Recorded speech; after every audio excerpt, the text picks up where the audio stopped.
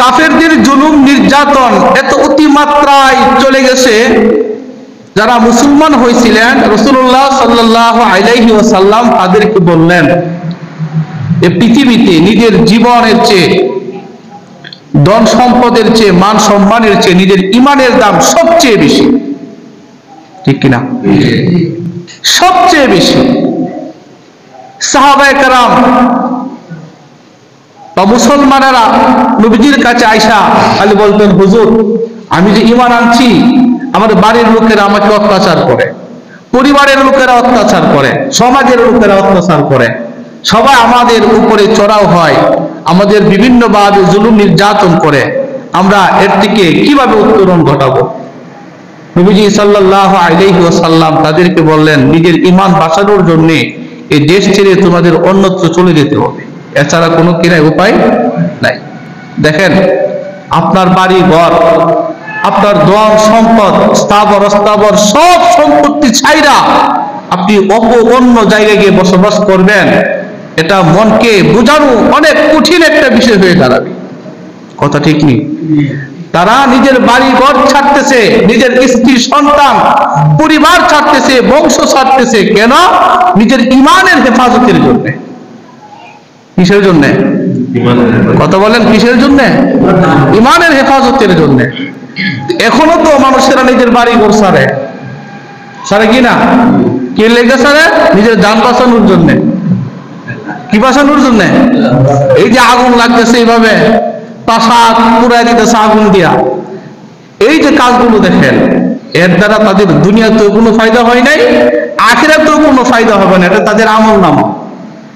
সাহাবায়ে কেরাম তো নিজের ঈমান হেফাজতের জন্য, নিজের ঈমান থেকে যেন বিচ্যুত না হয়, কষ্টের সীমা অতিক্রম হয়ে গেলে যদি ঈমান থেকে পিছপা হয়ে যায়, এজন্য ঈমানটা সুরক্ষিত রাখার জন্য নিজের দেশ ছাইরা, বাড়িঘর ছাইরা, স্ত্রী সন্তান পরিবার ছাইরা নিজের দেশ থেকে অন্য দেশে তারা হিজরত করবেন, পাড়ি জমাবেন। আল্লাহ রাসূল তাদেরকে এই পরামর্শ দিলেন, কিন্তু আল্লাহ রাসূল এখনো পর্যন্ত দেশ ছাড়ার কথা চিন্তাও আসে নাই, কারণ রাসূলুল্লাহ তো সবচেয়ে বড় লিডার ছিলেন। কি ছিলেন? সবচেয়ে বড় নেতা, মহান নেতা যদি বলেন পৃথিবীতে, রাসূলুল্লাহর উপরে মহান নেতা আর কেউ হতে পারে না। রাসূলুল্লাহ বলছেন, তোমরা তোমাদের এই দেশ ছেড়ে অন্য দেশে চলে যাও, আমি দেশে আছি। আর আমার দেশের নেতা আগে ভাগে, নেতারা কেউ থাক, বাইরে খেয়ে যাও। এই কথা বুঝতেছেন? তাহলে আদর্শ দেখেন, আদর্শ কাকে বলে? আল্লাহ তাআলা বলছেন না নবীজিকে? আল্লাহ তাআলা বলছেন যে রাসূল সাল্লাল্লাহু আলাইহি ওয়াসাল্লাম হলেন পুরা বিশ্ববাসীর জন্য আদর্শ, মডেল। সবার যদি মডেল হয়, তার নেতারও তো মডেল হবে, নেতারও তো আদর্শ হবে। রাসূলুল্লাহ বলেন, জুলুম নির্যাতন আমি সহ্য করছি, তোমরা নিরাপদ আশ্রয়ে চলে যাও, আমি আছি মক্কার জমিনে, যতক্ষণ পর্যন্ত আল্লাহ তাআলার আদেশ না আসবে ততক্ষণ পর্যন্ত আমি আমার এই মক্কা ছেড়ে কোথাও যাব না। আর আমার নেতারা সবাই ফালায় তো নিজের জান বাঁচায়া আরামে দিন কাটায়। সাহাবায়ে কেরাম, একদল সাহাবায়ে কেরাম তো চলে গেছিলেন হাবশায়, নাজ্জাশী, বাদশা নাজ্জাশীর কাছে গেছিলেন, কাহিনী বলছিলাম না? ওনারা ওইখান থেকে আবার চলে আসছে, আইসা আবার মদিনার দিকে হিজরত করছে। সাহাবায়ে কেরাম কেউ কেউ নিজেকে হেফাজতের জন্য, ঈমান হেফাজতের জন্য মক্কা ছেড়ে মদিনায় চলে গেছেন। হযরত আবু বকর সিদ্দিক রাদিয়াল্লাহু তাআলা আনহু নবীজির কাছে আসলেন, হুজুর ঈমান আনার কারণে আমার বংশের লোকেরা আমার উপরে অনেক জুলুম নির্যাতন করতেছে, কি করতে পারি? অনেক সাহাবায়ে কেরাম তো হিজরত করে চলে যাইতেছে, আমিও কি চলে যাব? সুবহানাল্লাহ বলেন না? সুবহানাল্লাহ। নবীজি বললেন, আবু বকর সবাই চলে যাক, তুমি বাড়িতে অবস্থান করো, তুমি আমার সাথে আল্লাহ তাআলার আদেশ আসলে আমার সাথে হিজরত করবে। সুবহানাল্লাহ। সবাই চলে যাক, তুমি থাকো, তুমি আমার সাথী হবে, আমার সাথে তুমি যাবে। সুবহানাল্লাহ। কি মহব্বত ছিল আবু বকরের সাথে নবীজির। বলে দিলেন আবু বকর আমার সাথে হিজরত করবে। আবু বকর বাড়িতে চলে গেলেন, বাড়িতে গিয়ে দিন অতিবাহিত করতে লাগলেন। এভাবে দিন যাচ্ছে, সাহাবায়ে কেরাম যার যার মতো করে মক্কা থেকে মদিনার দিকে হিজরত করতেছে। নিজ দেশের মানুষ নবীজিকে ইজ্জত দেয় না, সম্মান দেয় না, কিন্তু নবীজি যে আল্লাহর পক্ষ থেকে প্রেরিত একজন নবী, পয়গম্বর, মহামানব, এই কথা পুরো বিশ্বে ছড়ায় পড়ছে। সুবহানাল্লাহ বলবেন না? মদিনাতে খবর চলে গেছে, মদিনার মানুষেরা দলে দলে মক্কাতে আসতেছে। মানুষেরা জিজ্ঞাসা করে কোথায় যাও? তারা বলে মক্কাতে নাকি এমন একজন মহামানবের আবির্ভাব ঘটেছে যে মানুষকে সৎ পথের আদেশ করে অসৎ পথ থেকে নিষেধ করে, যে নাকি এক আল্লাহর কথা বলে, তার কাছে যাচ্ছি। সুবহানাল্লাহ। তারা আইসা, বিভিন্ন গোত্রের নেতারা নবীজির কাছে আইসা কালিমা পড়া মুসলমান হয়ে গেছে। বলছেন ইয়া রাসূলুল্লাহ, আমরা তো মদিনা থেকে এসেছি, ঈমান গ্রহণ করেছি, আমরা তো নতুন মানুষ, সূরা কালাম তো পারি না, নামাজ পড়তে পারি না, আমাদের শিক্ষা গ্রহণ করার জন্য একজন শিক্ষক পাঠায় দেন। মদিনাতে আমাদের জন্য একজন শিক্ষক লাগবে। আল্লাহ রাসূল সাল্লাল্লাহু আলাইহি ওয়াসাল্লাম নতুন মুসলমানদের জন্য একজন শিক্ষক নিযুক্ত করলেন। হযরত মুসআব রাদিয়াল্লাহু তাআলা আনহু এই সাহাবীকে নবীজি মদিনায় পাঠিয়ে দিলেন মদিনাবাসীর শিক্ষক হিসাবে। সুবহানাল্লাহ। মুসআব বিন উমাইর রাদিয়াল্লাহু আনহু একজন রাজপুত্র ছিলেন, কোটিপতির সন্তান ছিলেন। মদিনায় চলে গেছে। মদিনায় গিয়ে উনি মানুষদেরকে শিক্ষা দিতেছে, কোরআন শিখায়, ইসলাম শিখায়, দ্বীন শিক্ষা দিতেছে। উনার সংস্পর্শে থাইকা মদিনার অনেক মানুষ নতুন করে মুসলমান হয়ে গেছে। কিন্তু এইদিকে মক্কায় যে নবীজি নির্যাতিত হচ্ছে কাফের লিডারদের দ্বারা, নেতাদের দ্বারা, এই খবরগুলো তো ওইদিকে যায়। তারা এখানে থেকে থেকে আফসোস করা, যে নবীকে আমরা দূর থেকে চিনলাম, মক্কাবাসী সে নবীকে চিনে না। মক্কাবাসীদেরকে তারা আহ্বান জানায় আমাদের নবীকে আমাদের কাছে পাঠায় দেন।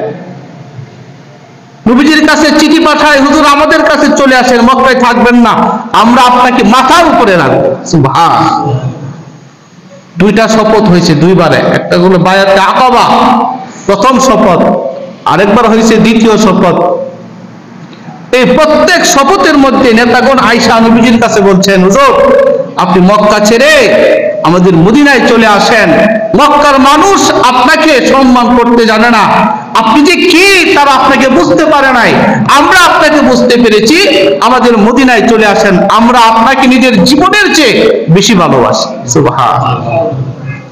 তখন এই কথার স্বীকৃতি আরো গভীর হওয়ার জন্য কোন কোন নেতা বলতেন, তোমরা যে নবীকে এই কথা বলতেছ, নবী যদি তোমাদের মধ্যে হিজরত করে চলে যায়, তখন তোমাদের নেতারা, এলাকার লোকেরা যদি তোমাদের উপর অত্যাচার করে, তখন যদি নবীকে ছাইরা তোমরা অন্যদিকে চলে যাও। এ কথা স্বীকৃতি তারা এভাবে নিল। সাথে সাথে বলল জীবন চলে যাবে কিন্তু নবীজির মান নষ্ট হবে এরকম কাজ আমরা কখনোই করব না। সবাই শপথ বাক্য পাঠ করছে। সুবহানাল্লাহ। প্রথমবারের শপথ, দ্বিতীয়বারের শপথ একই। সবাই যার যার মতো দিনের কাজ করতেছে। এদিকে মক্কা মানুষ শূন্য হয়ে যাইতেছে, মানুষ নাই, কারণ সব নিজের ঈমান হেফাজতের জন্য মক্কা ছাইরা সব কই যাইতেছে মদিনায়। এরাও চিন্তা করতেছে মক্কার মানুষ, এত মানুষ দেখি, এখন তো কোনো মানুষ পাইতেছি না, খুব কম মানুষ, গেল কই এরা? কাফের লিডাররা খোঁজ নিয়ে দেখলো সবাই মুহাম্মদ সাল্লাল্লাহু আলাইহি ওয়াসাল্লামের কথায় ঈমান এনে নিজের ঈমান বাঁচানোর জন্য মক্কা ছেড়ে মদিনায় চিরতরে চলে গেছে। সুবহানাল্লাহ। কিন্তু তারা এটা মানতে পারলো না, কারণ তাদের কাজ হইল চলে গেলে তো হবে না, তাদের ক্ষেত্রে তো মুসলমান যদি হয়ে যায় তাহলে তো আমরা ব্যর্থ, তাদেরকে বেঈমানি রাখতে হবে। তাদের বাপ দাদার ধর্মেই রাখতে হবে। তখন সব নেতারা মিলে একটা গোল মিটিং ডাকছে।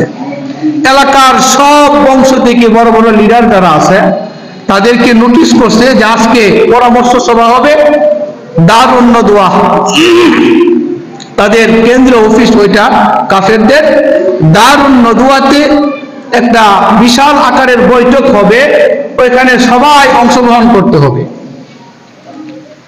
সব এলাকার গোত্রের নেতা যারা আছে, পরিবারের নেতা, বংশীয় নেতা, সমাজের নেতা, সব নেতারা একসাথে জড়ো হয়েছে দারুন নদওয়াতে। জড়ো হওয়ার পরে এক একজন এক একটা পরামর্শ করতে লাগলো দরজাটা বন্ধ কইরা। কি বন্ধ কইরা? রুদ্ধদ্বার বৈঠক। কিন্তু হঠাৎ করে কেউ যেন দরজার মধ্যে আইসা খটখট করে আওয়াজ করতেছে। সবাই ভিতর থেকে চিন্তা করলো হঠাৎ এই টাইমে কে আইলো। একজনকে পাঠাইলো, কে জিজ্ঞাসা করো কে। দরজাটা খুলছে, খুলে দেখে একজন বৃদ্ধ মানুষ, সবার চেয়ে বড়, একজন সুফি দরবেশ, বেশভূষা এরকম। আপনি, আমরা শুনছি তোমরা একটা গুরুত্বপূর্ণ বিষয়ে মিটিং করতেছ, আমিও তোমাদের সাথে এই মিটিং এ অংশগ্রহণ করতে চাই, আমিও তোমাদের সাথে একমত। মানে তোমরা যে বিষয়ে মিটিং করবা আমিও তোমাদের সাথে আছি, এই জন্য আমি আসছি। তাদেরকে দাওয়াত করে আনা হয়নি, এমনি নিজের উদ্যোগে চলে গেছে কাফেরদের মিটিং এ। লোকটা সবার চেয়ে মুরব্বী। মিটিং আলোচনা হইতেছে কি করা যায়, যার কারণে আমাদের এলাকা শূন্য, মানুষ নাই, আমাদের পরিবার থেকে সন্তানেরা অন্য দেশে চলে যেতেছে, তাকে কিভাবে নিবৃত্ত করা যায়। এক একজন এক একটা পরামর্শ দিল। আরেকজন বলল মুহাম্মদকে জুলুম নির্যাতন করে দেশান্তরিত করে দাও, এই দেশ থেকে তাড়ায় দাও, যেন এই দেশ আর কোনোদিন না আসে। মুরব্বী লোকটা দাঁড়ায় কয় তোমার এই মতটা আমার পছন্দ হইল না। তো দেশ থেকে তাড়ায় দিলে সে বাহিরে গিয়ে তো আবার জনমত গঠন করব। কি বলেন? জনমত গঠন কইরা তার লোকবল বাড়াইয়া তারপরে এলাকায় আইসা তোমাদের উপর আক্রমণ করব। কাজে তোমার এই মতের সাথে আমি একমত না। কেটা বুঝতেছে কথা? মুরব্বী। তখন আবু জাহাল, তাদের ভাষায় আবুল হিকাম, মানে জ্ঞানের বাপ, আর আমরা বলি কি আবু জাহাল, মূর্খের বাপ। আবু জাহাল কয় আমার মাথার মধ্যে একটা বুদ্ধি আসছে। বুদ্ধিটা কি বলতো? আবু জাহাল বলতেছে অনেক তো দেখলাম, বিভিন্নভাবে বুঝাইলাম, তার বংশের মানুষের কাছেও বললাম তার ঠিক করার জন্য, তারা কিচ্ছু করতে পারলো না। তার চাচা থাকলেও আমরা বলছি কিচ্ছু করতে পারলো না। তা আসো, আমার একটা পরামর্শ হইল আমরা মুহাম্মদকে চিরতরে দুনিয়া থেকে বিদায় করে দিব। নাউজুবিল্লাহ বলেন। আমাদের নবীজিকে চিরতরে দুনিয়া থেকে বিদায় করবে, হত্যা করে ফেলবে। বুড়া মুরব্বী দাঁড়ায় বলছে এবার ঠিক আছে। নাউজুবিল্লাহ বলেন। বুড়া মুরব্বী দাঁড়ায় বলতেছি কি এইবার ঠিক আছে, আবুল হিকাম তোমার মতের সাথে আমি একমত।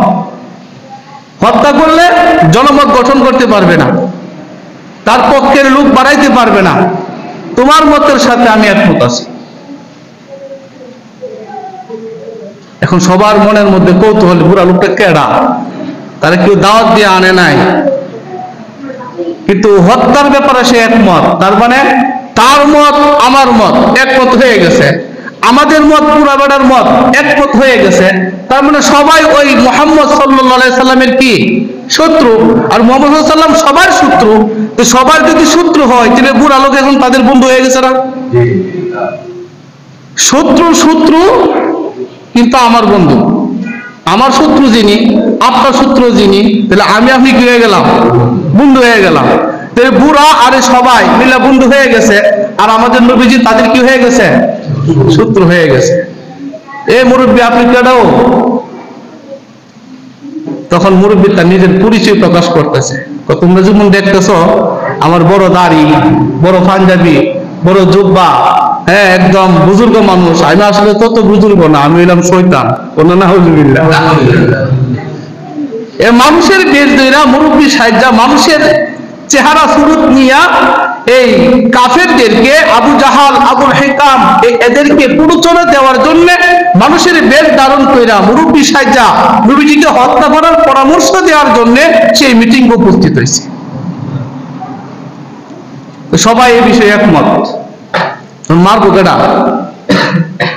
যদি একজন মারতো যায় তাহলে যার বাড়িতে মারতো যাইবো এর কাজ তো শুধু আছে না। একজনে গেলে তো এরা সবাই দুইটা করে ফিরাইবো, আর সবাই মিলে গেলে সবাই কিছু করতে পারবো? কিন্তু কেনা যাইবো, সবারই তো শত্রু, কিন্তু একার পক্ষে সম্ভব না।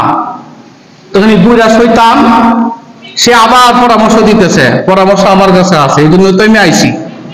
পরামর্শ হইল, তোমাদের এলাকার প্রত্যেক বংশের যে নেতা আছে এরা থাকবো সামনের সারিতে, আর এদেরকে বলবা বংশের প্রত্যেকেই যেন একজন করে আসে, প্রত্যেক পরিবার থেকে। ব্রাহ্মণবাড়িয়ার ঝগড়াগুলো দেখেন না, এরা নোটিশ দিব, বংশে বংশে ঝগড়া করে, গ্রামে গ্রামে ঝগড়া করে, এরা নোটিশ দিয়ে দিবে আগামী মাসের এত তারিখে ওই গ্রামের সাথে আমাদের ঝগড়া হবে। এলাকাবাসীর যে যেখানে আসো, ঢাকা থাকলে ঢাকা থেকে চট্টগ্রাম যেখানেই থাকো, পরিবারের সবাই জানাই দিব এত তারিখের মধ্যে সবাই চলে আসতে হবে, যদি না আসো তার জন্য জরিমানা আছে। তারা সমাজ থেকে একটু বাড়ি দিয়ে দিব। তো সবাই নোটিশ কইরা সব বংশের সব গুত্রে সব পরিবারের মানুষ আইন না, তারপরে আর মারামারি করে টেটা নিয়ে, এগুলো দেখছেন না? এই বর্বরতার যুগের জাহেলি যুগের এই সবক এরা খুব গ্রহণ করছে।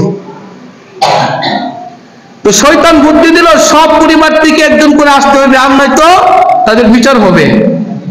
শয়তানের এই বুদ্ধি সবাই মিলে কাজে লাগাইছে। ঠিক আছে, জানায় দেওয়া হয়েছে উমুক দিন আমরা মুহাম্মদকে হত্যা করার জন্য তার বাড়িতে আমরা আক্রমণ করব।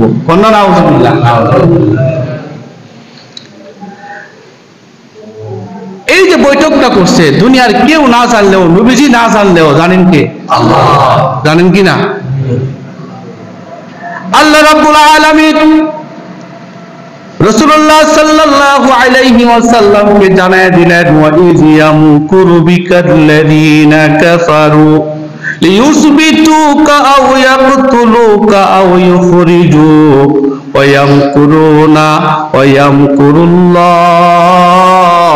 ওয়াল্লাহু খায়রুল মাকিরিন। রব্বুল আলামিন জিবরাইলকে পাঠিয়ে দিলেন নবীজির কাছে। নবীজির কাছে জিবরাইলকে পাঠায় জানায় দিলেন, বন্ধু কাফেররা তো আপনাকে হত্যা করার ব্যাপারে একমত হয়ে গেছে, ষড়যন্ত্র করতেছে, কাজে এখন আর এই মক্কার জমিনে আপনার থাকা যাবে না, আপনাকে মক্কা থেকে হিজরত করে আপনি এখনই আপনাকে মদিনার দিকে চলে যেতে হবে। জিবরাইলের মাধ্যমে নবীজিকে আল্লাহ তাআলা কি করে দিয়েছেন? জানায় দিয়েছেন।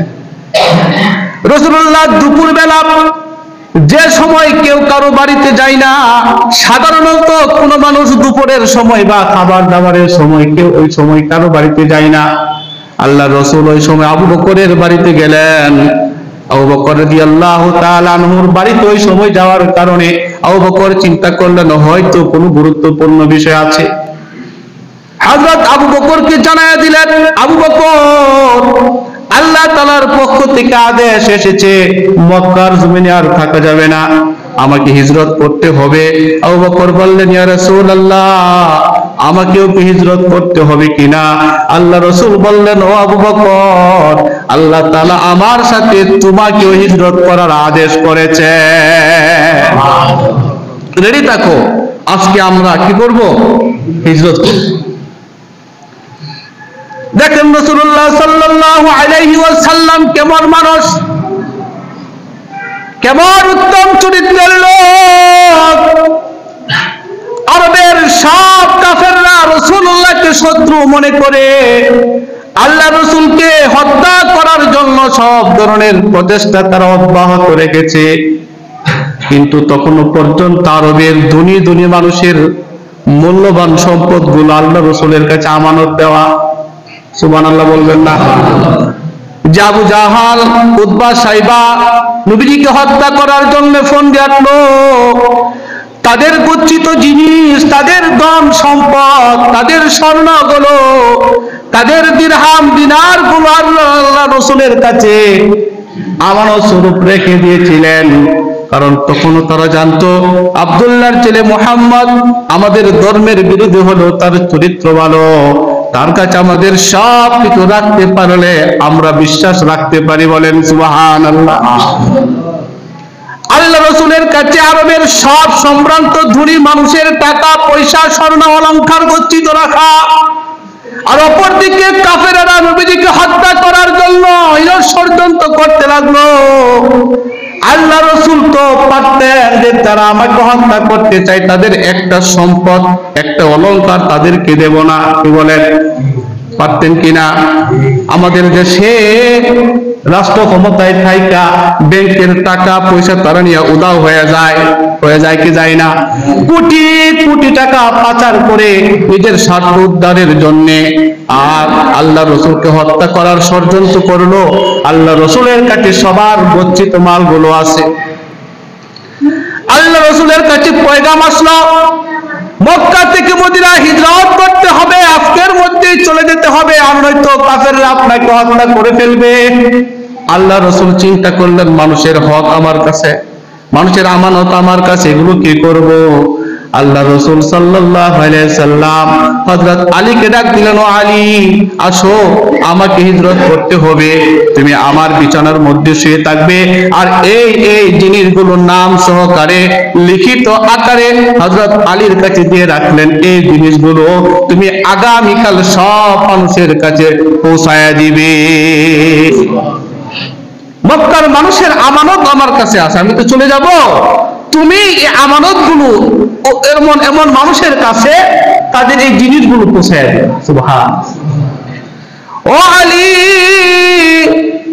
আমার বিছানায় শুয়ে থাকো, আর চিরেই তোমার সাথে আমার দেখা হবে মদিনায়। আমি মদিনায় চলে যাব, তুমিও মদিনায় চলে যাবে, সেখানে তোমার সাথে আবার দেখা হবে। হযরত আলী রাদিয়াল্লাহু তাআলা আনহু জানলেন নবীজির জায়গায় আলীকে শুয়ে রাখা হবে চাদর মুড়ি দিয়া। বলেন তেমন সময় যারা নবীজিকে হত্যা করতে আসবে, চাদর মুড়িরত অবস্থায় যাকে পাবে তাকেই তো হত্যা করবে, এটাই তো স্বাভাবিক। হযরত আলী বুঝতে পারলেন মৃত্যু আমার সামনে, মরণটা আমার সামনে, আল্লাহ রাসূলের জায়গায় আমি শোয়া থাকবো, কাফেররা আসবে নবীজিকে হত্যা করতে, নবীজিকে না পেয়ে আমাকে হত্যা করবে, মৃত্যুটা সামনে রাইখা হযরত আলী আরো খুশি হয়ে গেলেন। সুবহানাল্লাহ। নবীজিকে বললেন, ইয়া রাসূলুল্লাহ, আপনাকে মনে করে কাফেররা আমাকে হত্যা করতে আসবে, এরপর আমি খুশি, কারণ হাসরের ময়দানে আমি আমার আল্লাহকে বলতে পারবো আমার নবীর জন্য আমার জীবনটা উৎসর্গ করে দিয়েছিলাম। কি মহাব্বত! আল্লাহ রাসূল সাল্লাল্লাহু আলাইহি ওয়াসাল্লাম রাতের বেলা হযরত আলীকে ঘরে শোয়ানো অবস্থায় ঘর থেকে বের হয়ে যাবে, এমত অবস্থায় দেখতে পেলেন কাফের লিডারেরা শত শত মানুষ নিয়া নবীজি সাল্লাল্লাহু আলাইহি ওয়াসাল্লামের বাড়ির সামনে উপস্থিত। বলেন তো কেন আসছে? নবীজিকে হত্যা করার জন্য আসছে। নবীজিকে হত্যা করবে, সব মানুষ বাড়ির সামনে উপস্থিত হয়ে গেছে। আল্লাহ রাসূল সাল্লাল্লাহু আলাইহি ওয়াসাল্লাম ঘর থেকে বের হবেন, এমত অবস্থায় দেখলো সব মানুষ এখানে খাড়া, কি করা যায়? আল্লাহ তাআলা বললেন, নবী আমার, এই কাফেররা আপনাকে হত্যার জন্য আসছে, আমি আপনাকে ফর্মুলা শিখাইয়া দিলাম, এক মুষ্টি মাটি হাতে নিয়ে তাদের দিকে ছুঁড়ে ফেলেন। সুবহানাল্লাহ। আর আপনি পড়তে থাকেন কোরআনের আয়াত, ওয়াজআলনা মিন বাইনি আইদিহিম সাদ্দাও ওয়া মিন খালফিহিম সাদ্দান ফাআগশাইনাহুম ফাহুম লা ইউবসিরুন। আল্লাহু আকবার। আল্লাহ রাসূলের আয়াত পড়ে এক মুষ্টি মাটি নিয়ে কাফেরদের দিকে ছুঁড়ে ফেললেন। যখন কাফেরদের দিকে মাটিগুলো ছুঁড়লেন, আল্লাহ তাআলা কুদরতি ভাবে সবার চোখের মধ্যে এগুলো ফালাইয়া দিলেন। চোখে পড়ার পরে যখন চোখের মধ্যে এই ধুলি কণাগুলো চলে গেল, সবাই নিজেদের চোখ কাছলাইতে লাগলেন। এই ফাঁক দিয়ে আল্লাহ রাসূল তাদের সামনে দিয়ে চলে গেলেন, একটা কাফেরও টের পাইলেন না যে নবীজি চলে গেছেন। বলেন সুবহানাল্লাহ। কিছুক্ষণ পর তাদের চোখ যখন ভালো হয়ে গেছে, আবার সারিবদ্ধভাবে দাঁড়ায় গেছে, অস্ত্র নিয়ে তাক মেরে দাঁড়ায় গেছে, বাইরে আর মুহাম্মদকে হত্যা করো। রাত শেষ হয়ে যাইতেছে না, খবর নাই কোন। শেষ দিকে রাতের এক লোক আসছে, কেউ তোমরা সবাই এখানে দাঁড়ালিস দিয়ে লেগা, কথা বলে না, কথা বলে না, টের খেয়াল লাগবে। কি খেয়াল লাগবো? চোখ, কথা বলে না, কি টের খেয়াল লাগবো? আমরা দাঁড়াইছি, আজকে মুহাম্মদকে আমরা হত্যা করবো, এই দেখো অস্ত্র দাঁড়ায় গেছি, মুহাম্মদকে হত্যা করবা, যে কই ঘরের ভিতরে আছে। কারণ আমি যদি খেলাম রাস্তায় দিয়ে কই যাইতেছে। সুবহানাল্লাহ। কি কও? এই তো জানা উকি দিয়া দেখে একদম চাদর উপরে দিয়ে শুয়ে রয়েছি, এই যে আছে। আমি কারে দেখলাম? তুমি ভুল দেখছো। আরে না, ভুল দেখছি না, আমি সঠিকটা দেখেছি। আল্লাহ রাসূল মুহাম্মদ সাল্লাল্লাহু আলাইহি ওয়াসাল্লাম এইমাত্র দেখে আসছি, যে আমার সামনে দিয়ে চলে গেছে, তোমরা তো তাকে ঘরে পাইবা না। পরীক্ষা করার জন্য এখন দরজার মধ্যে তখন ধাক্কা দিছে, দরজাটা খুলে গেছে। খুলে গেছে, পাইছি দর, এখনই খুব দে মাইনালা একটা একটা রাত বারোর আগে শেষ দেখাটা দেখে দেখি, শেষ বারের মতো দেখাটা দেখে দেখি। চাদর টান দিয়া দেখে নবীজি নাই, সেখানে আলী রাদিয়াল্লাহু তাআলা। সুবহানাল্লাহ। জিজ্ঞাসা করলো, আলী তুমি এখানে কেন? মুহাম্মদ কই? তো নবীজি আমার ঘুম পাতায় রাইখা চলে গেছে। কই গেছে জানি না। আচ্ছা আলী, তুমি তো জানো এখন যদি তোমার চাদর টান না দিয়া তোমার ডাইরেক্ট খুব মারতাম, মরে গেল। এমন কঠিন পরিস্থিতির মধ্যে তুমি কেমনে শুয়ে থাকলা এখানে? তোমার কি একটু ভয় নাই? সবার তো ভয় থাকার কথা, কি বলেন? হ্যাঁ আলী, তুমি কেমনে শুয়ে থাকলা? একটু ভয় কি তোমার ভিতরে নাই? হযরত আলী বললেন, ভয় তো লাগারই কথা, কিন্তু আল্লাহর নবী আমাকে শোয়ানোর আগে বলছে, আলী আমি তো হিজরত করে চলে যাচ্ছি, তুমি এখানে শুয়ে থাকবে, তবে অতি অচিরেই তোমার সাথে আমার মদিনায় সাক্ষাৎ হয়ে যাবে। সুবহানাল্লাহ। আল্লাহ রাসূল যেহেতু বলছে মদিনায় সাক্ষাৎ হবে, তখন আমার অন্তরে যেন বিশ্বাস জেগেছে, বিপদ আসবে, বড় মুসিবত হবে, কিন্তু আমার মরণ হবে না। এই বিশ্বাস নিয়ে আমি শুয়ে গেছি। সুবহানাল্লাহ বলে।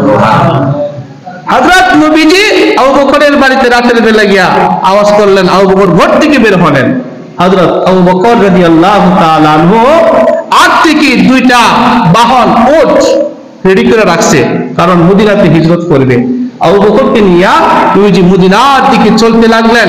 তুমি যে পথে মদিনা যাইবেন ওই পথে না গিয়া আরেক পথ দিয়া ঘুরে তারপর মদিনার দিকে রওনা দিয়েছেন, কারণ সবার তো পরিচিত রাস্তা একটা জানাই আছে, এই দিক দিয়ে গেলে বুঝা লাগবে, আরেক দিক দিয়ে যাইতেছে। যায়া রাতের বেলা এক গুহার মধ্যে গিয়ে আশ্রয় নিছে। কোথায়? গুহার মধ্যে আশ্রয় নিছে। সাওর পর্বতের গুহায় গিয়ে আশ্রয় নিলেন। সাওর পর্বতের গুহার কাছে গিয়া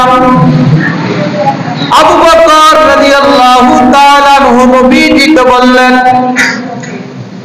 ওগো পয়গম্বর, এই গুহার ভিতরে যাওয়ার আগে আপনার আমাকে গুহার ভিতরে যাওয়ার অনুমতি দেন, কারণ এই গুহা পরিত্যক্ত একটা জায়গা, এই গুহার ভিতরে সাপ বিচ্ছুর আশ্রয় থাকতে পারে, আর সেই গুহার ভিতরে যদি আপনি আগে প্রবেশ করেন, সাপ বিচ্ছুগুলো আপনাকে সবল মেরে ক্ষতি করতে পারে। কি মহাব্বত!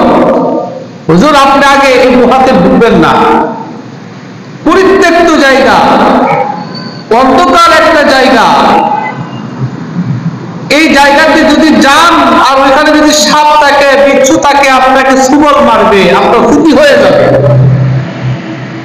হযরত আবু বকর নবীজিকে কিভাবে বডিগার্ড হিসেবে নবীজিকে পর্যবেক্ষণ করতেছেন। সুবহানাল্লাহ বলেন। নিজের জীবনের পরোয়া না করে নবীজির জীবনকে কিভাবে বাঁচানো যায় হেফাজত রাখা যায়। হযরত আবু বকর বললেন, ইয়া রাসূলুল্লাহ, এই গুহাতে আপনি প্রবেশের আগে আমি আগে প্রবেশ করে দেখি ওইখানে কোনো কিছু আছে কিনা, যদি কোনো কিছু থাকে আগে সুবলটা আমাকে মারো, আপনি হেফাজতে থাকবেন। বলেন না সুবহান। মানে সাপের ছুবল আগে নিতে নিতে আগ্রহী হযরত আবু বকর সিদ্দিক রাদিয়াল্লাহু আনহু। হযরত আবু বকর সিদ্দিক রাদিয়াল্লাহু তাআলা আনহু বললেন, ইয়া রাসূলুল্লাহ, গুহার ভিতরে আমি আগে প্রবেশ করব, আমি ভিতরে গিয়ে দেখি আগে ওই গুহার ভিতরে কোনো সাপ বিচ্ছু আছে কিনা। সাপ বিচ্ছু যদি তাকে আর সবল মারে, আগে আমাকে সবল মারো, এরপরেও আপনার শরীর মুবারকে সবল মারাটা আমি পছন্দ করি না। সুবহানাল্লাহ। হযরত আবু বকর গুহার ভিতরে ঢুকলেন। গুহার ভিতরে ঢুইকা দেখতে পেলেন গুহার চতুর্দিকে ছোট্ট ছোট্ট গর্ত, ইঁদুরের গাথা। ইঁদুর যেভাবে গর্তের ভিতর লুকিয়ে থাকে, এমন ইঁদুরের ছোট্ট ছোট্ট গর্তগুলো গুহার চতুর্দিকে ছড়িয়ে ছিটানো। হযরত আবু বকর চিন্তা করলেন, এই ছোট্ট ছোট্ট গর্তের ভিতরে সাপ থাকতে পারে, বিচ্ছু থাকতে পারে।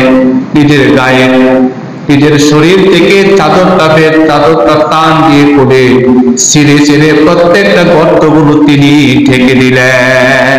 সুবহানাল্লাহ বলেন। প্রত্যেকটা গর্ত নিজের গায়ের জামা ছিঁড়ে, চাদর ছিঁড়ে গুহার ভিতরে ওই গর্তগুলো তিনি কি করে ফেলছেন? ঢেকে ফেলছেন। যদি ভিতরে কোনো কিছু থাকে, আবু বকর সিদ্দিক রাদিয়াল্লাহু তাআলা আনহু গর্তের প্রত্যেকটা মুখ তার নিজের চাদর দিয়া ঢেকে ফেললেন। যদি ভিতরে বিষাক্ত কোনো প্রাণী থাকে, আল্লাহর নবীকে যেন সবল পা মারতে না পারে, এজন্য ঢেকে ফেললেন। তারপরে নবীজিকে বললেন, ইয়া রাসূলুল্লাহ, ভিতরে প্রবেশ করেন। আল্লাহ রাসূল সাল্লাল্লাহু আলাইহি ওয়াসাল্লাম গর্তের ওই গুহার ভিতরে প্রবেশ করে আবু বকরকে বললেন, আবু বকর, এই রাতের বেলা ভ্রমণে বের হয়েছি, শরীরটা বড় ক্লান্ত হয়ে গেছে। কঠিন রাস্তা, পিচ্ছিল পথ দিয়ে আসার পথে শরীর মুবারকটা একদম ক্লান্ত হয়ে গেছে, পায়ের মধ্যে ব্যথা, শরীরটা অনেক ক্লান্ত, আমার চোখে ঘুম চলে আসছে। তুমি একটু বসো, তোমার উরুর মধ্যে আমার মাথাটা রেখে আমি একটু বিশ্রাম করব। গুহার ভিতরে হযরত আবু বকর বসে রইলেন। আবু বকরের দুই উরুতে নবীজি সাল্লাল্লাহু আলাইহি ওয়াসাল্লামের মাথা মুবারক দিয়া নবীজি শুয়ে পড়লেন। সুবহানাল্লাহ বলেন না।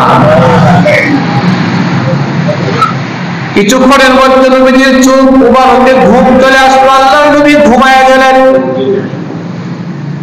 যে মাত্র আল্লাহর নবীর ঘুম গভীর হয়ে গেল, নবীজির ঘুম যখন বেশি পরিমাণে হয়ে গেল, আল্লাহ রাসূল সাল্লাল্লাহু আলাইহি ওয়াসাল্লাম গভীর ঘুমে আচ্ছন্ন হয়ে গেল। এমন ঘুম, এই ঘুমের সময় কেউ কাউকে ডাক দিতে চায় না, এমন ঘুম হয়ে গেছে।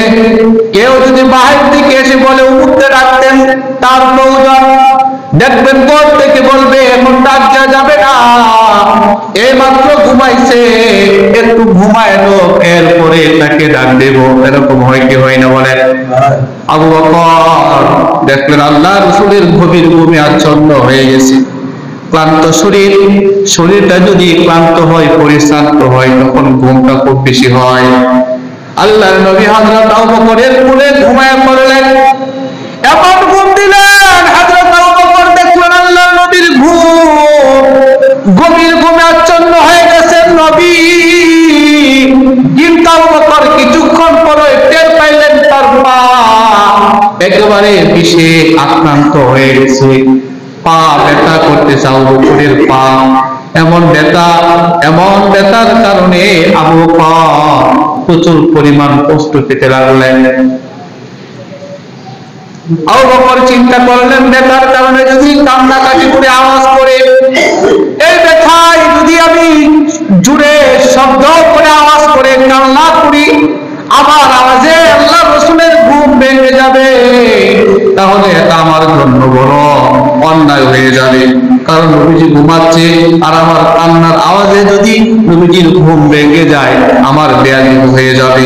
এই জন্য আবু বকর শব্দ করো কান্না করতে পারতেছে না, কিন্তু ব্যথা তো খুব চরম পর্যায়ের ব্যথা। কেন ব্যথা করে? আবু বকর বুঝতে পারলেন যে গর্তগুলো তার চাদর কেটে কেটে ঢেকে দেওয়া হয়েছিল, দুইটা গর্ত বাকি ছিল, ওই দুইটা গর্ত আবু বকরের পা দিয়ে ঢেকে রেখেছিলেন। ওই গর্ত থেকে কোন একটা প্রাণী আবু বকরের পায়ের মধ্যে সবল মারছে। বিষাক্ত প্রাণীর সবলে আবু বকরের পা ফুলে গেছে, বিষ দিয়ে আবু বকরের শরীরে আক্রান্ত হয়ে গেছে। আবু বকর ব্যথার জ্বালায় ছটফট করতেছে, কান্না আসার ভাব, কিন্তু কান্না করে না। কারণ জোরে কান্না করলে আল্লাহর নবীর ঘুম ভেঙে যাবে, আল্লাহর নবীর কষ্ট হবে। এই জন্য আবু বকর নবীকে ডাক দেয় না। কিন্তু আবু বকর ব্যথার জ্বালা সহ্য করতে না পাইরা অঝোর ধরাই কান্না শুরু করে দিলেন। আবু বকরের চোখ দিয়ে পানি বের হতে লাগলো। আল্লাহ নবীর চেহারা মুবারক আবু বকরের দিকে তাকানো, আর আবু বকর রাসূলুল্লাহর চেহারার দিকে তাকানো। কিন্তু ব্যথার কারণে নবীজি সাল্লাল্লাহু আলাইহি সাল্লামকে জুড়ে ডাকবেন, বেয়াদবি হয়ে যাবে। হযরত আবু বকর নবীজির চেহারার দিকে তাকাইয়া সুন্দর চেহারাটা দেখে আবার সান্ত্বনা নিতেন। এত সুন্দর চেহারা, এই চেহারার দিকে তাকাইলে মুহূর্তের মধ্যে ওই ব্যথা প্রশমিত হয়ে যায়। সুবহানাল্লাহ। কিন্তু চোখ দিয়ে পানি পড়তেছে, টপকায় টপকায় পানি পড়ে। এই পানি টপকায় পড়তে পড়তে আল্লাহ রাসূলের চেহারা মুবারকের মধ্যে হযরত আবু বকরের কয়েক ফোঁটা পানি পড়ে গেছে। নবীজির চেহারা মুবারকে পানি পড়ছে, নবীজি ঘুম থেকে টের পাইলেন। হঠাৎ করে নবীজি ঘুম থেকে উঠলেন, ওইটা দেখে আবু বকরের চোখে পানি। নবীজি জিজ্ঞাসা করলেন, আবু বকর কান্না করছো কেন? গভীর রজনীতে মা বাপ ছাইরা স্ত্রী সন্তানাদি ছেড়ে আমার সাথে চলে এসেছে, এই জন্য কাঁদো কিনা?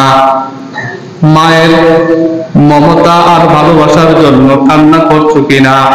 বাবার কথা মনে পড়ছে কিনা? সংসারের কথা মনে পড়েছে কিনা? সন্তান আদির কথা মনে হওয়ার কারণে কান্না করছো কিনা? আবু বকর বললেন, না ইয়া রাসূলুল্লাহ, মা বাবার কথা শুনে কান্না করছি না, পরিবারের কথা শুনেও কান্না করছি না। কারণ আমি যেদিন থেকে আপনাকে রাসূল হিসাবে গ্রহণ করলাম, আল্লাহকে আল্লাহ বলে স্বীকার করলাম, আপনাকে নবী হিসাবে স্বীকার করলাম, সেদিন থেকেই তো আমি প্রতিজ্ঞা করেছি আমার মা বাবা, স্ত্রী সন্তানাদি, ধন সম্পদ সব কিছু থেকে আমি আপনাকে সবচেয়ে বেশি ভালোবাসি। সুবহানাল্লাহ বলেন। সব কিছু থেকে আপনাকে বেশি ভালোবাসি। যেদিন থেকে আল্লাহর প্রতি ঈমান আনছি, আপনাকে নবী মানছি, সেদিন থেকে আমার প্রতিজ্ঞা হলো আমার জীবনের সব কিছু থেকে আপনি প্রিয়। সুবহানাল্লাহ। সব কিছু থেকে আপনি প্রিয়, ধন সম্পদ থেকেও আপনি প্রিয়, তাদের জন্য আমি কান্না করছি না। তাহলে কেন কান্না করছো? তোমার চোখে পানি কেন? হযরত আবু বকর বললেন, ইয়া রাসূলুল্লাহ, আমার পায়ের মধ্যে বিষাক্ত সাপ চুবল দিছে। বিষাক্ত সাপের সুবলে বিষক্রিয়ায় আক্রান্ত হয়ে আমি কান্না করতেছি, জোরে কান্না করে না, আপনার ঘুম ভেঙে যাবে, আপনার কষ্ট হবে, এই জন্য কান্না করি নাই। ওগো পয়গম্বর, আমার দুইটা পা দিয়া যে গর্তটা আমি দেখে রেখেছিলাম, ওই গর্ত থেকে সাপ আমার পায়ের মধ্যে সুবল মারছে, আর সেই সুবলের কারণে বিষে আক্রান্ত হয়ে আমি কান্না করতেছি। আল্লাহর নবী তাৎক্ষণিকভাবে থুতু মুবারক হযরত আবু বকরের ক্ষতস্থানে লাগায়া দিলেন, সাথে সাথে ক্ষতস্থান ভালো হয়ে গেল। সুবহানাল্লাহ। অপরদিকে কাফেররা মিটিং করছে যে মুহাম্মদ মক্কা থেকে দূরে চলে গেছে, বেশি দূর যাওয়া যাবে না, মুহাম্মদকে ধরতে হবে, মুহাম্মদকে গ্রেফতার করে নিয়ে আসতে হবে। পুরস্কার ঘোষণা করছে আবু জাহাল, আবু লাহাব, উতবা, সাইবা, কাফের মুশরিক লিডারেরা পুরস্কার ঘোষণা করছে যে নাকি মুহাম্মদকে ধরে আনতে পারবে তাকে ওই আরবের 100 লাখ উট পুরস্কার দেওয়া হবে। বলেন না নাউজুবিল্লাহ। নবীজিকে গ্রেফতার করতে পারলে 100 লাখ উট তাকে দেওয়া হবে। তৎকালীন সময়ের সবচেয়ে বড় উপহার, লাল উট, দামি উট দেওয়া হবে। কেন? নবীজিকে গ্রেফতার করার জন্য। নবীজিকে কেন গ্রেফতার করবে? নবীজি কি সন্ত্রাসী ছিলেন? কথা বলেন না কেন? সন্ত্রাসী ছিলেন তো কেন গ্রেফতার করবে? গ্রেফতার এই জন্যই করবে যে মুহাম্মদ সাল্লাল্লাহু আলাইহি ওয়াসাল্লাম একত্ববাদের কথা বলে, তাওহীদের কথা বলে, আল্লাহর আইন বাস্তবায়নের কথা বলে। আল্লাহর আইন বাস্তবায়নের কথা বলে এই মুহাম্মদকে রাখা যাবে না, তাকে হত্যা করা হবে। সে পালিয়ে যাবে কোথায়? বেশি দূর যেতে পারে নাই, তাকে যে গ্রেফতার করতে পারবে তাকে 100 লাখ কোট কি দেওয়া হবে? পুরস্কার দেওয়া হবে। টাকার লোক তো সবারই আছে, আছে না নাই? হ্যাঁ, বর্তমানে আছে না নাই? খালি 1000 টাকা খায়া বুট পাল্লা এলা কি কম অপেক্ষায় থাকে 5 বছর, 1000 টাকা লাগে অপেক্ষায় থাকে। আমরা যে দিব এই বুটটা দিব, কথা ঠিক কিনা? এই 1000 টাকার মধ্যে ইমানটা বিক্রি করে লাইছেন, বালামন্দ আপনি দেখলেন না, সব অসৎ বিচার করলেন না, ন্যায় অন্যায় বিচার করলেন না। 1000 টাকার একটা নোট ধরাই দিছে, সব পরিবারে যায় তারে আপনি সিলটা মাইরে আইছেন। যত আকাম কুকাম সে সিল মারার পরে পাস হইয়া যত আকাম কুকাম করছে, সব আকাম কুকামের ভাগিদার আপনিও হইলেন। কথা ঠিক কিনা বলেন? কাফের মুশরিকেরা পুরস্কার ঘোষণা করছে মুহাম্মদ সাল্লাল্লাহু আলাইহি ওয়াসাল্লামকে যে গ্রেফতার করবে তাকে 100 লাখ উট দেওয়া হবে। তখন নবীরা নেতার কথা শুননা কিছু পাগলা টাইপের পাতি নেতা থাকে না,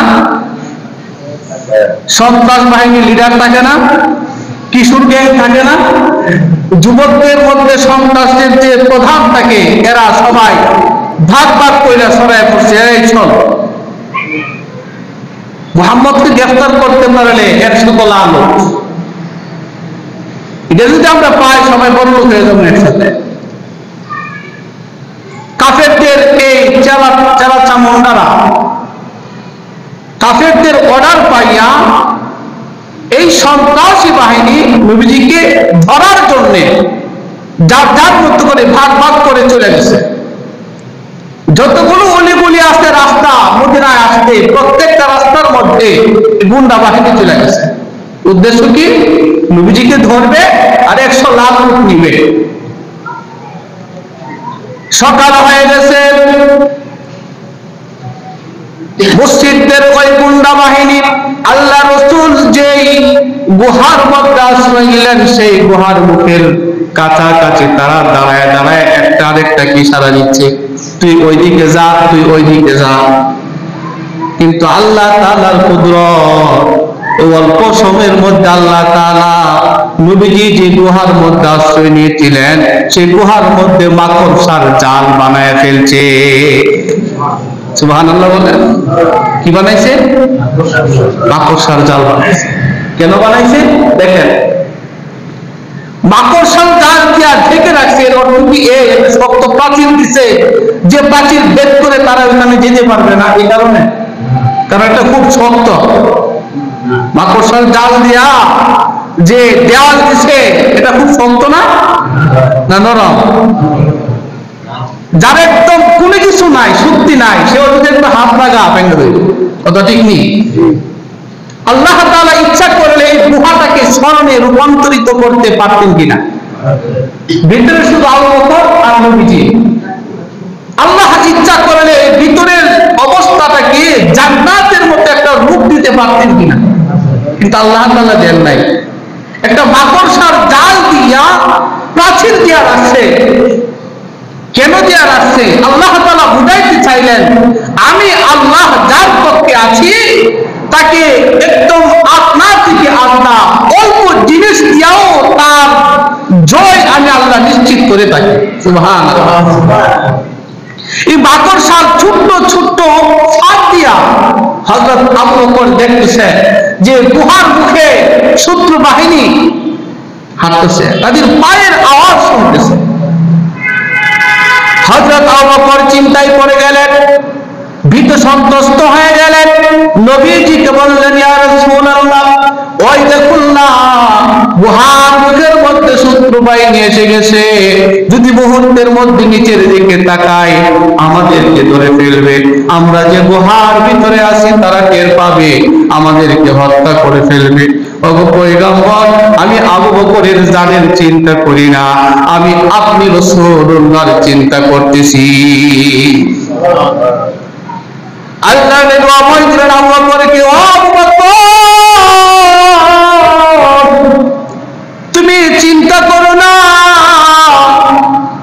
কারণ এই গুহার মধ্যে তুমি দেখতেছো আমি আর তুমি গণনা করতেছো আমরা দুজন, কিন্তু আমরা দুজন না।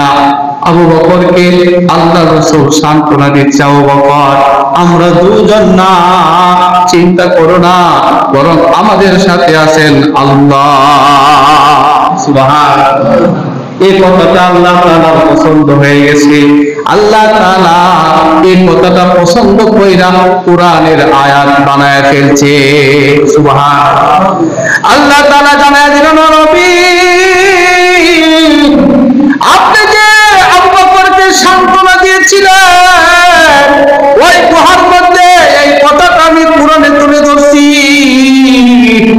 ইযহুমা ফিল গার ইয ইয়াকুলু লিসাহিবিহি লা তাহজান ইন্নাল্লাহা মা'না। ও আল্লাহ, আমি তোমাকে বলছি, তুমি চিন্তা করো না, আল্লাহ আমাদের সাথে আছে। আল্লাহ তাআলা এই কথাটাকে কোরআনের আয়াত বানায় বলতেছে। একজন তার সাথী তার সাহাবীকে বলল, লা তাহজান ইন্নাল্লাহা মা'না, তুমি চিন্তা করো না, নিশ্চয় আল্লাহ তাআলা আমাদের সাথে আছেন। তুমি আবু বকর আর আমি মুহাম্মদ, আর আল্লাহ আমাদের সাথে আছেন। কয়জন হলো? তিনজন। ও আবু বকর, চিন্তা করো না।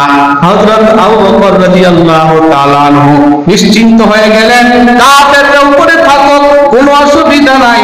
আল্লাহ রাসূল যখন বলছেন কোনো অসুবিধা নাই, আল্লাহ আমাদের সাথে, তাহলে নিশ্চিন্ত হয়ে গেলাম, কোনো কাফের মুশরিক আমাদের ক্ষতি করতে পারবে না। সুবহানাল্লাহ। একটা পর্যায়ে আল্লাহ রাসূল আবু বকরকে নিয়ে গুহা থেকে বের হলেন। সাউর পর্বত থেকে বের হয়ে আল্লাহ রাসূল মদিনার পথ ধরলেন। সাউর পর্বতে থাকাকালীন প্রায় 1-2 দিন 3 দিন পর্যন্ত ছিলেন। এই সময় খাবার দাবারের প্রয়োজন। আবু বকরের ছেলে আব্দুর রহমান ইবনে আবু বকর খাবার নিয়ে যাইতেন, আবু বকরের মেয়ে খাবার নিয়ে যাইতেন, সেখানে খাবার দাবার করতেন।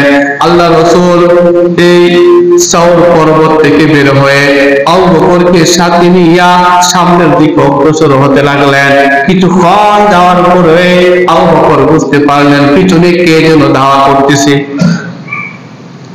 পিছনের দিকে তাকায় দেখে মক্কার একজন শীর্ষ সন্ত্রাসী, নাম তার সুরাকা। এলাকা ভিত্তিক সন্ত্রাসী থাকে না, নাম করা ক্যাডার থাকে না, এলাকায় আছে না সন্ত্রাসী, বিভিন্ন জায়গায় আছে। পিচ্চি হান্নানের মতো লোক আছে না নাই? কত ধরনের নাম, বিভিন্ন নামে আছে।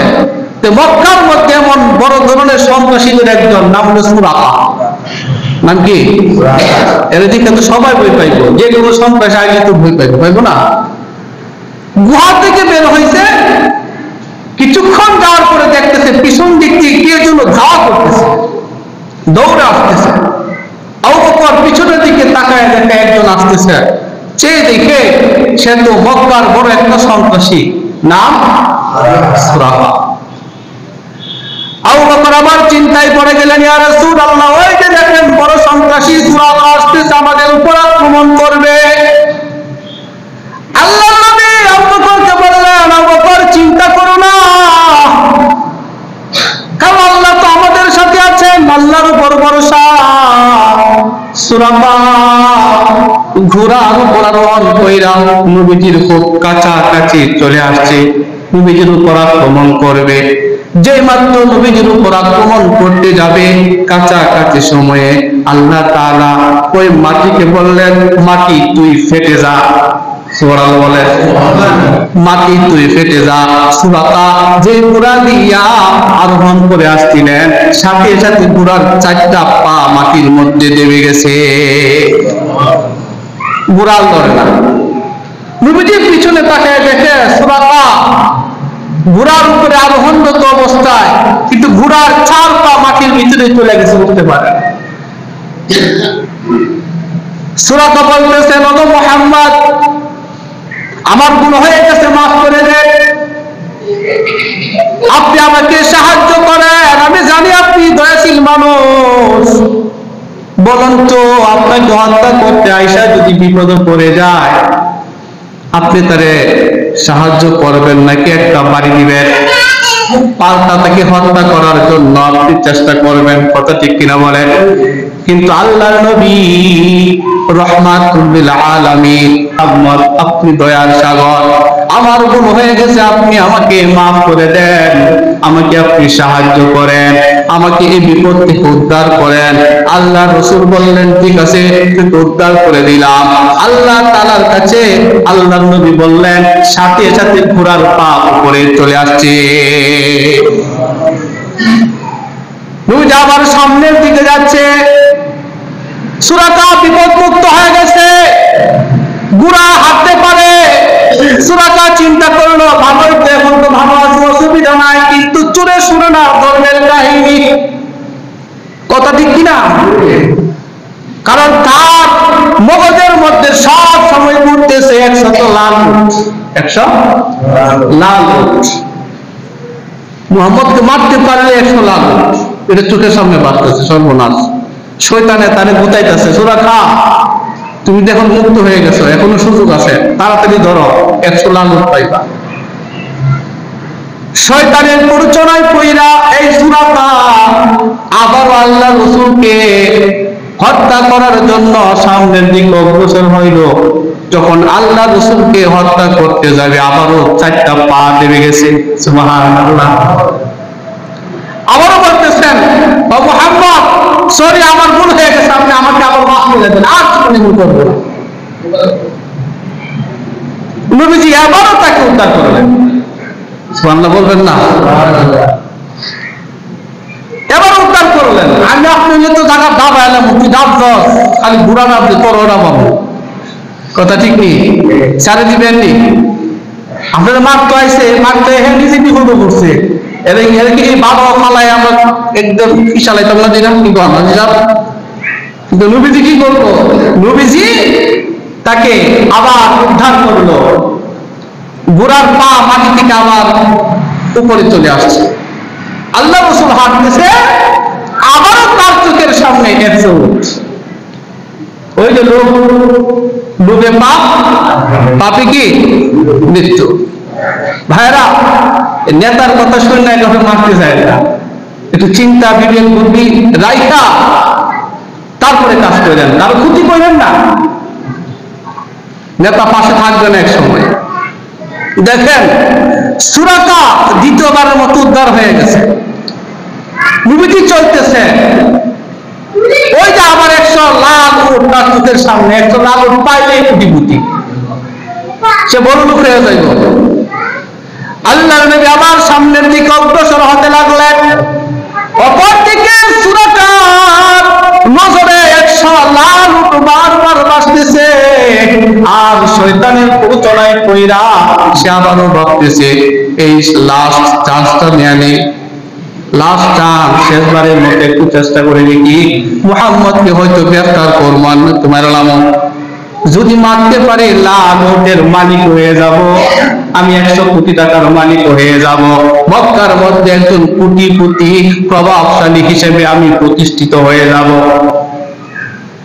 এভাবে কইরা সুরাকা তৃতীয়বারের মতো আল্লাহ রাসূলকে আক্রমণ করার জন্য সামনের দিকে অগ্রসর হইল।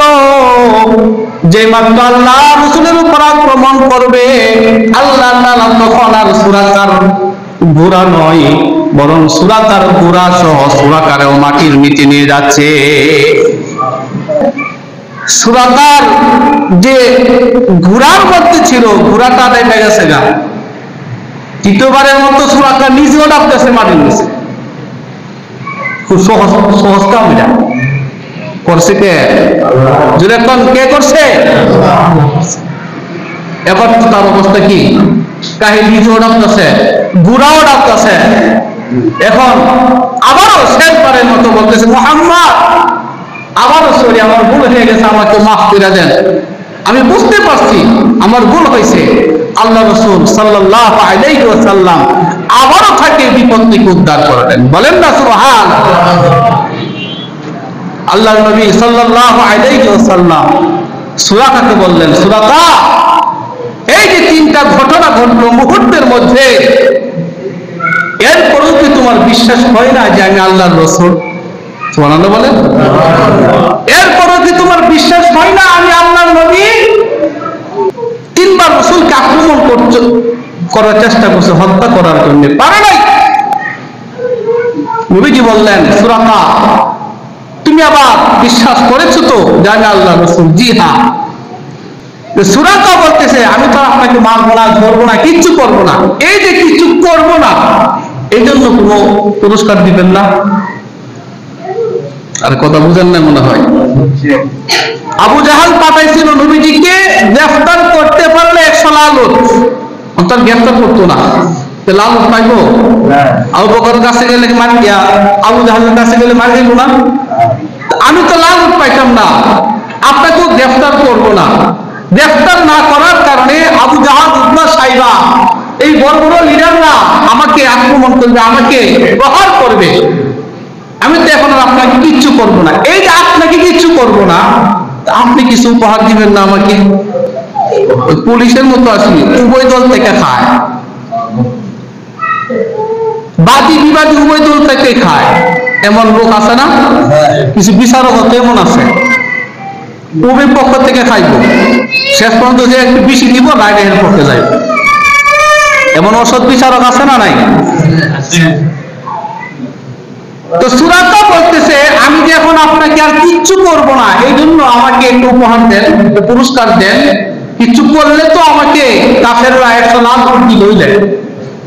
আল্লাহ রাসূল বললেন, হ্যাঁ সুরাকা, তুমি যে আমার কাছে পুরস্কার চাচ্ছ, পুরস্কার পাওয়ার যোগ্য তো সুরাকা না। কি বলেন, পুরস্কার পাওয়ার যোগ্য?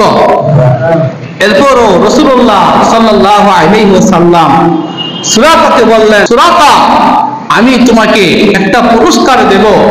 সুরাকা বলল, সেই পুরস্কারটা কি?